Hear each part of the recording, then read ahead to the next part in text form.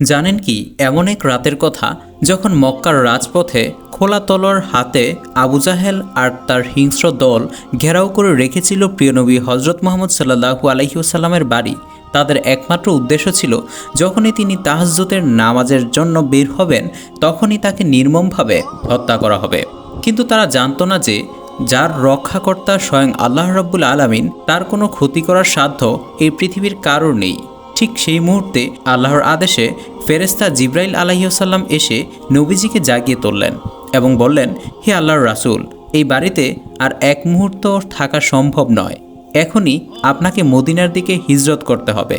নবীজির পাশেই গভীর ঘুমে মগ্ন ছিলেন হজরত আলী রাদিয়াল্লাহু আনহু। প্রিয় নবী তাকে ডেকে সব ঘটনা খুলে বললেন। আলী রাদিয়াল্লাহু আনহু সিংহের মতো গর্জে উঠে বললেন, হে আল্লাহর রাসূল, আপনি আর এক মুহূর্ত দেরি না করে মদিনার পথে রওনা হয়ে যান। আপনার বিছানায় আপনার চাদর মুড়ি দিয়ে আমি শুয়ে পড়ব। সকালে কাফেররা যদি আমাকে আপনি ভেবে টুকরো টুকরো করে ফেলে তাতেও আমার বিন্দুমাত্র দুঃখ নেই, বরং আমি আনন্দিত হব যে আমার প্রাণের বিনিময়ে আল্লাহ তার নবীকে রক্ষা করেছেন। এরপর নবীজি ঘরের দরজা খুললেন এবং এক মুঠো বালি হাতে নিয়ে কাফেরদের দিকে ছুঁড়ে দিলেন। আর আল্লাহর কুদরতে সেই বালির কণা প্রতিটি কাফেরের চোখে গিয়ে পড়ল এবং তারা যন্ত্রণায় ছটফট করতে লাগলো। এই সুযোগে নবীজি নির্বিঘ্নে বাড়ি থেকে বের হয়ে সোজা চলে গেলেন আবু বকর রাদিয়াল্লাহু আনহুর দরজায়। রাতের গভীরে মাত্র একবার দরজায় কড়া নাড়তেই সঙ্গে সঙ্গে দরজা খুলে গেল। নবীজি বিস্মিত হয়ে জিজ্ঞেস করলেন, হে আবু বকর, এত রাতে একবার কড়া নাড়তেই তুমি দরজা খুলে দিলে, তুমি কি ঘুমাওনি? আবু বকর রাদিয়াল্লাহু আনহু চোখের জলে ভিজে উত্তর দিলেন, হে আল্লাহর রাসূল, আজ থেকে 6 মাস আগে আপনি বলেছিলেন যে কোনো একদিন আপনি হিজরত করবেন, আর সেই হিজরতের সঙ্গী হব আমি।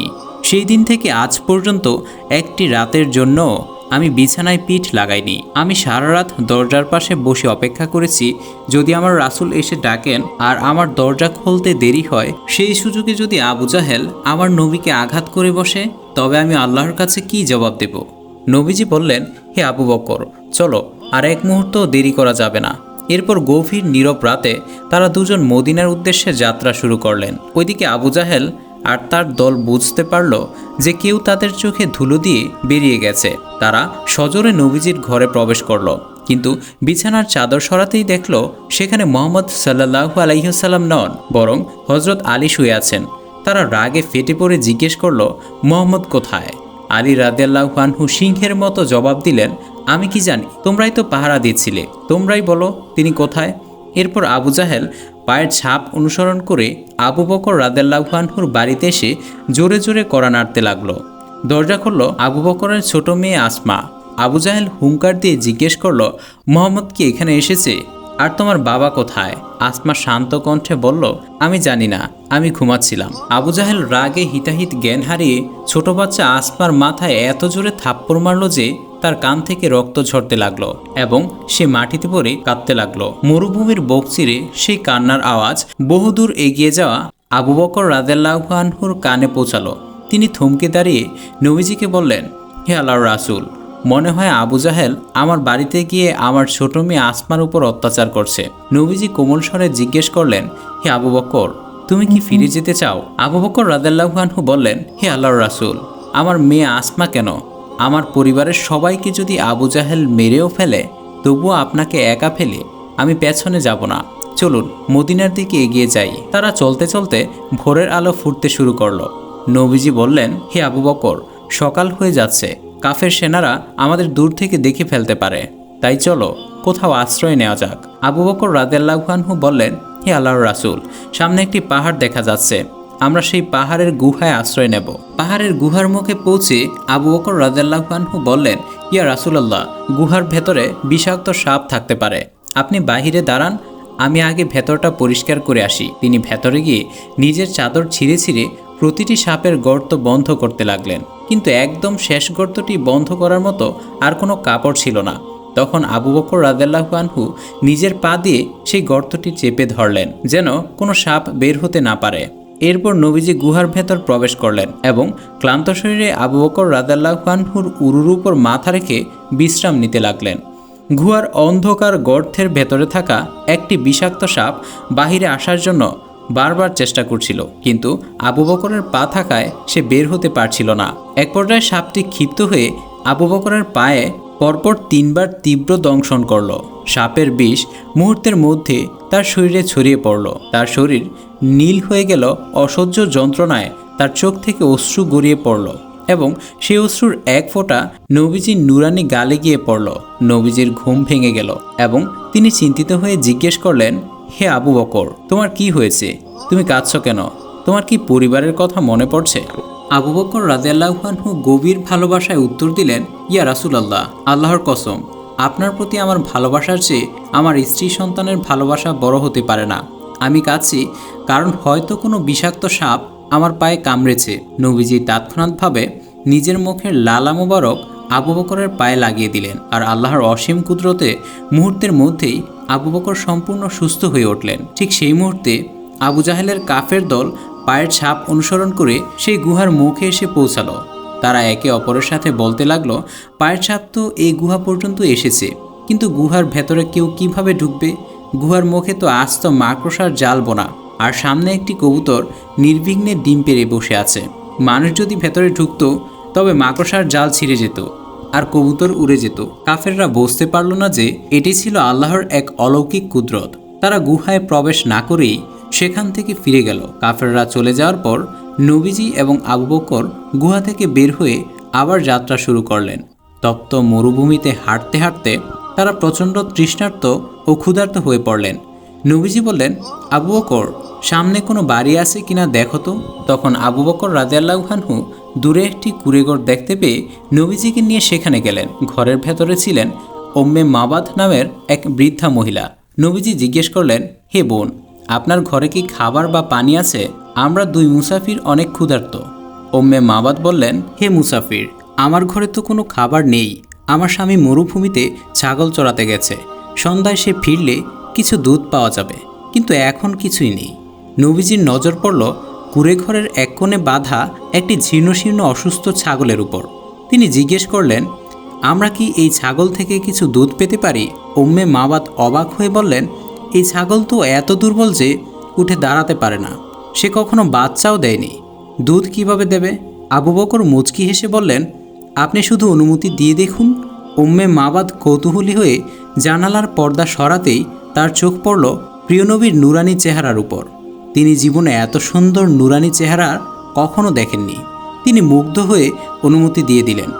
নবীজি আবু বকরকে একটি বড় পাত্র নিয়ে আসতে বললেন। এরপর বিসমিল্লাহ বলে জীর্ণ ছাগলটির পিঠে ও ওলানে হাত বুলিয়ে দিলেন, আর অমনি আল্লাহর কুদরতে শুকনো ওলান দুধে টয়টুম্বুর হয়ে গেল এবং নবীজি দুধ দোহাতে লাগলেন। সেই বড় পাত্রটি দুধে উপচে পড়ল এবং নবীজি আবু বকরকে বললেন, আগে তুমি পান করো, তারপর আমি করব। তারা দুজনেই তৃপ্তি সহকারে পেট ভরে দুধ পান করলেন, অথচ পাত্রের দুধ একটুও কমল না। এই অলৌকিক কাণ্ড দেখে উম্মে মাবাদ হতবাক হয়ে গেলেন।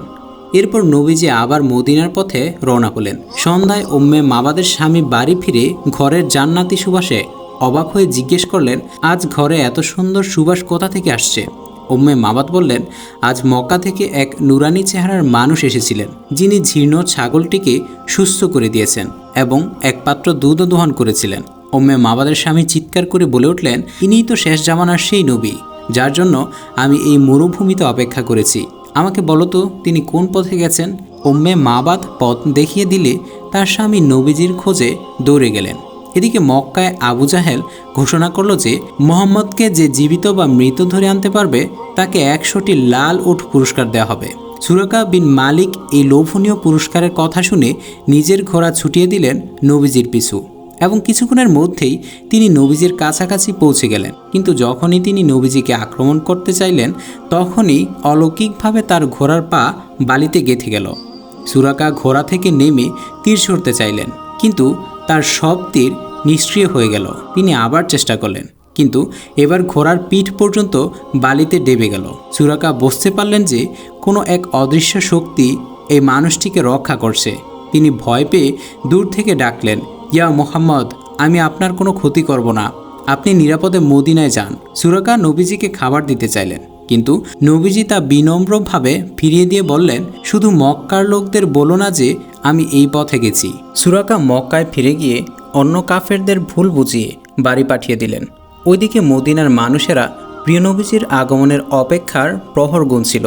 মরুভূমির খাকা রোদে শিশুরা খেজুর গাছের চূড়ায় উঠে অপেক্ষা করত, কবে আসবেন তাদের প্রিয় নবী।